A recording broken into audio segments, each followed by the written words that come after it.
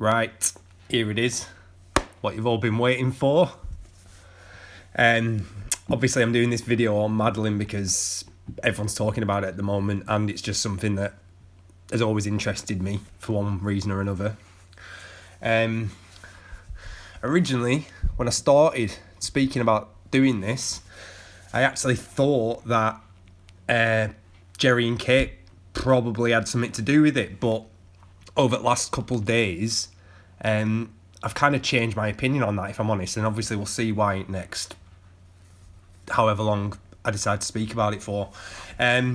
So I'm going to start with this new guy. Well, obviously we all know what's happened, obviously, in the past 13 years since it went down.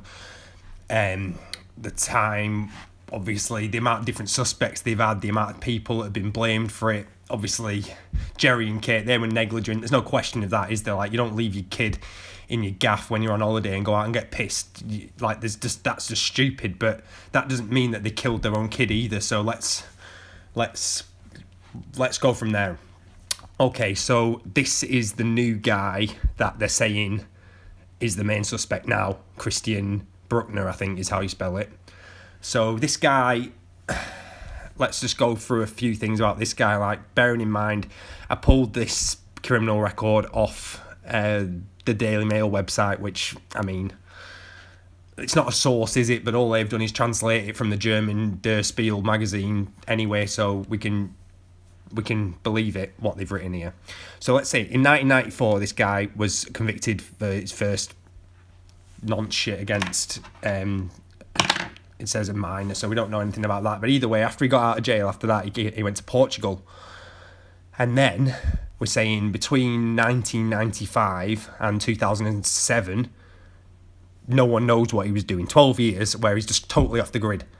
Now, first of all, what on earth, like, how did a convicted paedophile get into Portugal without any checks in the first place? Secondly, going back off what happened in that time, how did no one suspect anything about this guy before now, or before last year when they first classed him as a suspect, which is something else I'll speak about later.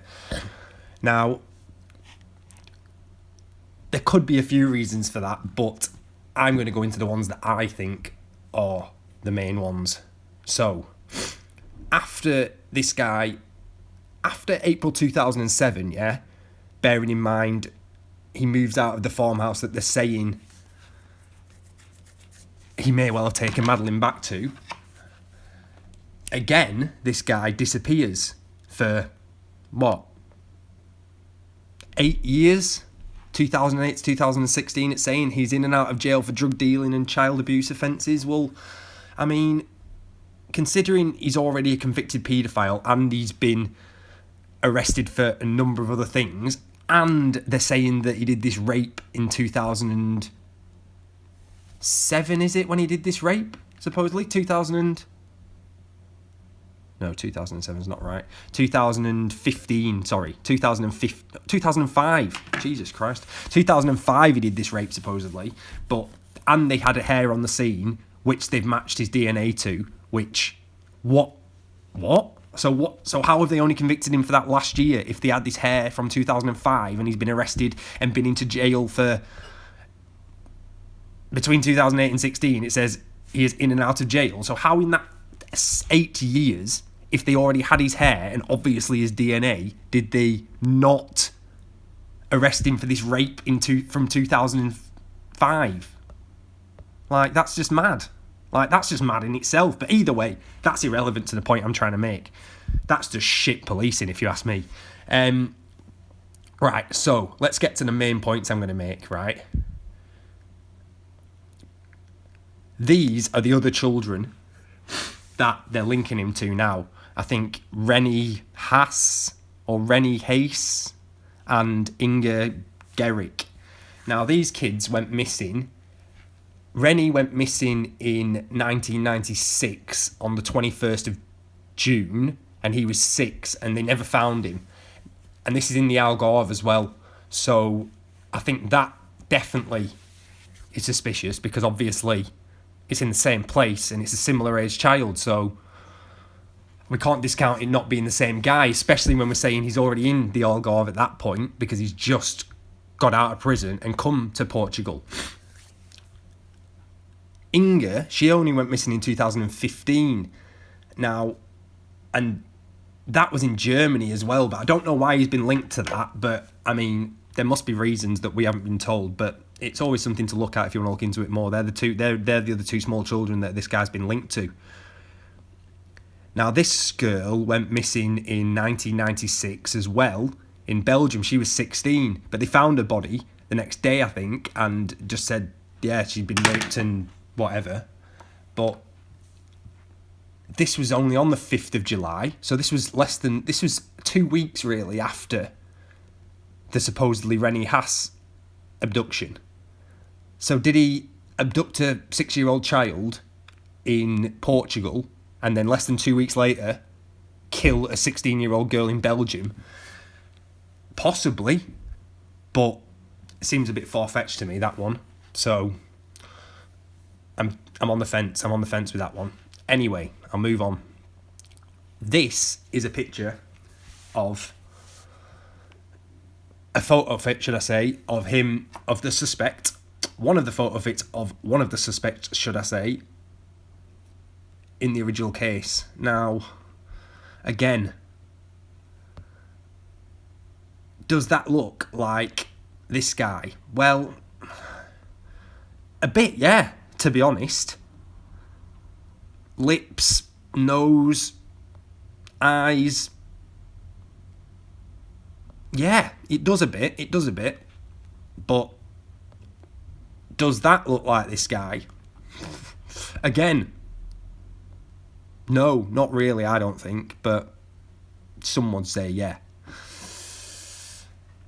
Now, what is very interesting to me in this case is this picture is the original one.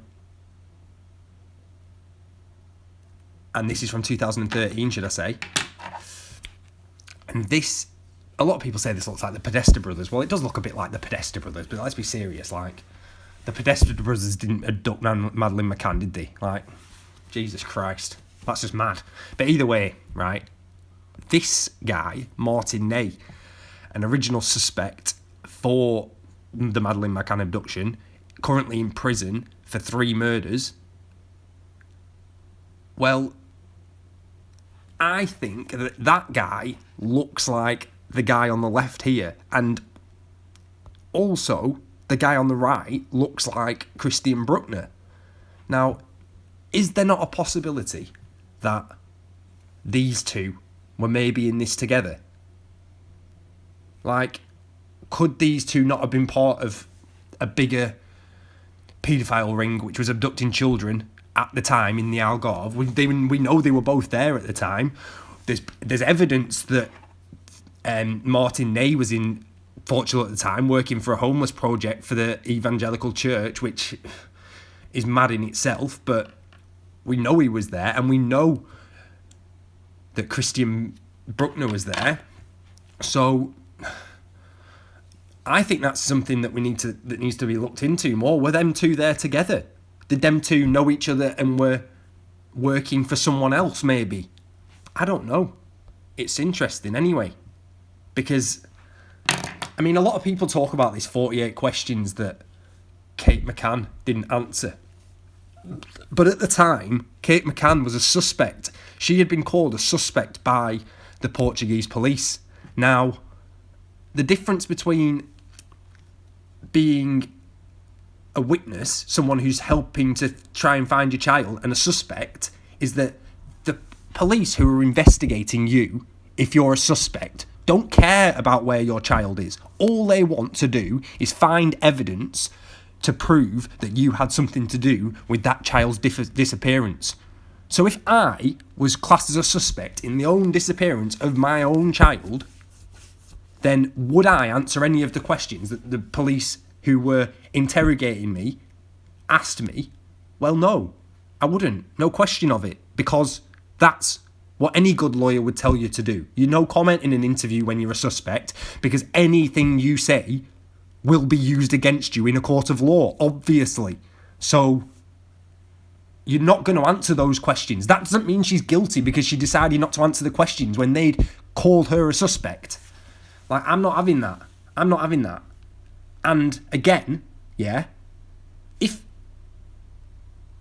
my child went missing, if one of my children went missing, yeah, even if I'd been negligent in the first place and left him in the hotel room, which I would never do, obviously.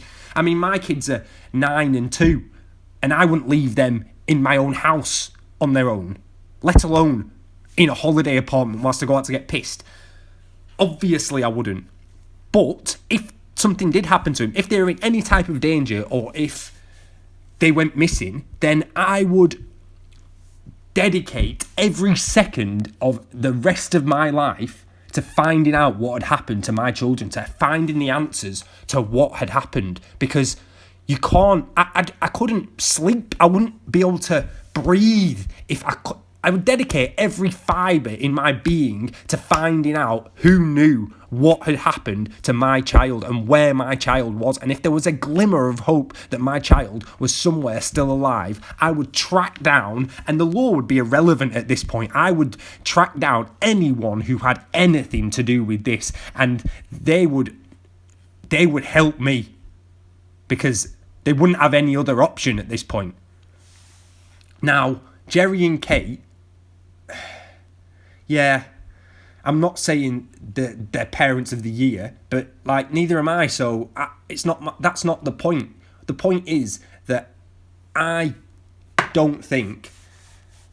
I changed my opinion basically. I don't think they had anything to do with it. I think this Christian Bruckner guy, I think he might well be the guy, because how coincidental can it be that a convicted paedophile within walking distance of the apartments just happens to be in the same area at the same time, changes the registration of his car the day after Madeline disappears, and this is the one for me, to be honest. And if this is true, this is the police dropped the ball here big time. Someone reported a guy in a camper van with a girl that they said looked like Madeline weeks after the abduction, leaving a restaurant. Now, at the time, it was discounted, this, because no one knew about the camper van. No one knew about Bruckner's camper van. No one knew about this guy, really, for some reason, even though he's a convicted paedophile living within walking distance. But if that turns out to be true, Madeline was still alive weeks after she was abducted, then someone needs to take the fall for this, because you can't, because everyone gave up straight away. Everyone pretty much said she's dead. Well, I don't know if she was, and I still don't know if she still is. And if she still is, or if there's a possibility that she still is, then no wonder Jerry and Kate are still pushing this. No wonder people still want to know. Because I'd want to know, however long it had been, whether it had been 30 years, whether it had been 50 years, when I was on my deathbed, if my kid had gone missing and I didn't know what had happened to him, I would want to know. So based on that, I want to know what everyone else thinks. Do you agree? Do you still think that Kate and Jerry did it? Because I find it hard to believe that anymore, to be perfectly honest. Anyway, I'm going to end it here because I've got so much more to say on it. Obviously I have. I could go on for the next 2 hours if I wanted to, but I just don't think there's any point. I think I've gone over the main things I wanted to say, and I just want to hear what everyone else has to say about it anyway. So thanks for taking your time to have a listen, and let me know what you think, yeah?